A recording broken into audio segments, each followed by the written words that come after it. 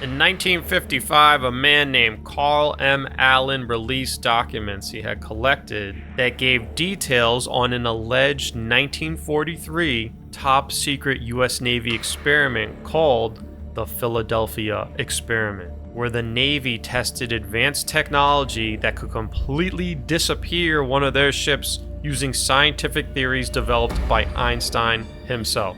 The US Navy to this day denies that the experiment ever occurred, but the only strong investigation into the experiment was conducted by the Navy themselves. I shouldn't even be telling this story, but I'm nearing the end of my life, so what are they gonna do to me? I never thought I'd be caught up in something so strange, something that felt like a nightmare come to life. It all began on the morning of October 28th. In 1943, when I stepped onto the deck of the USS Eldridge. I remember it like it was yesterday. I didn't normally work on the ship. I was there to help in running an experiment. I still don't know exactly what it was, but I can tell you what happened that day. I heard from a buddy, part of my crew, that it was a new technology to make our ship invisible to enemy radar or something like that. The crew didn't know anything really. Just that we were bringing on board some powerful generators and strange equipment. My job was just to help bring the stuff on board and keep the crew out of where we set it up. I knew about as much as the crew, but I at least got to see the stuff up close.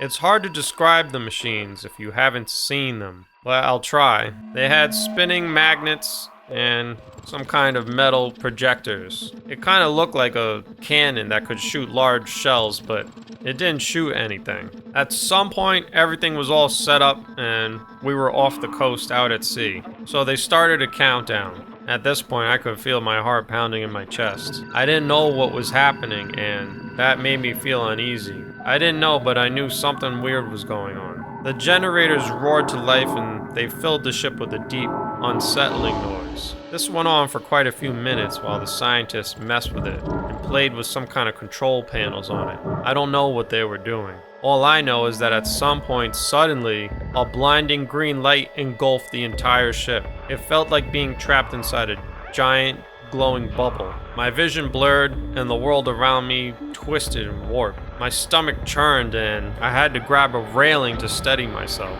Then, just as suddenly as it had started, the light vanished. I blinked, trying to clear up my vision, but something was wrong. I knew the ship wasn't out in the ocean anymore. We had set up below deck, and I couldn't see outside, but you could no longer feel the movement of the ocean waters that always gently rocked that ship.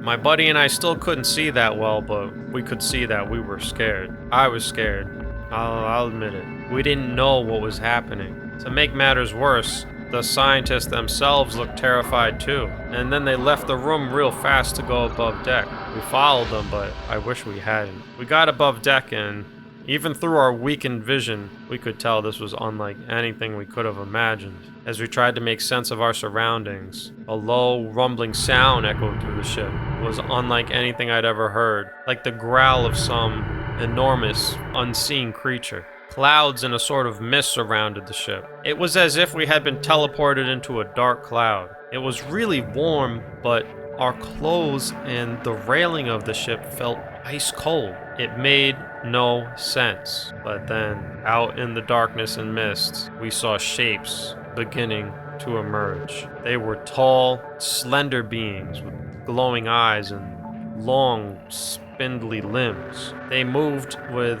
an unnatural grace. I could hardly breathe and process what was happening. These were not humans, not anything from our world. They were aliens. I am sure of it. The beings moved closer and I wanted to run, to hide, but there was nowhere to go. No one moved. No one knew what to do. We weren't trained for this. I knew everyone was just as scared as me. Well, at least I think they were. But it was like seeing, like a bear out in the wild. You kind of freeze up and it takes a while to figure out what to do. And these weren't bears. They were, like I said, something not from this world. Just as the aliens got close to the ship though, they stopped suddenly. Because their eyes were glowing, you could see where they were looking. Their expressions, they seemed to all start to look surprised. Their eyes widened.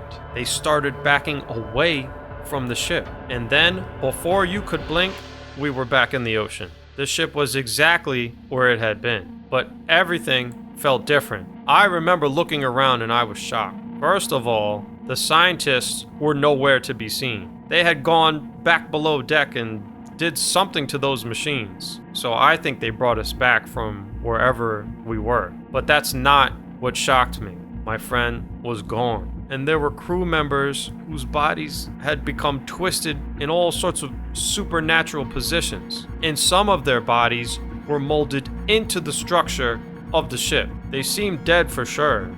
I mean, they weren't moving. And at this point, I thought I was dreaming. My mind refused to accept what I was seeing. My superiors ordered what was left of my team below deck and the ship returned to base. I stumbled off the ship and my mind was reeling. The experiment had been a success, they said. But I knew the truth. I think we crossed into a realm we were never meant to see. A place of horrors beyond imagination. I survived, but the memories of that day haunt me still. The Philadelphia experiment was not just an experiment. It was a doorway to a nightmare, one that I can never forget.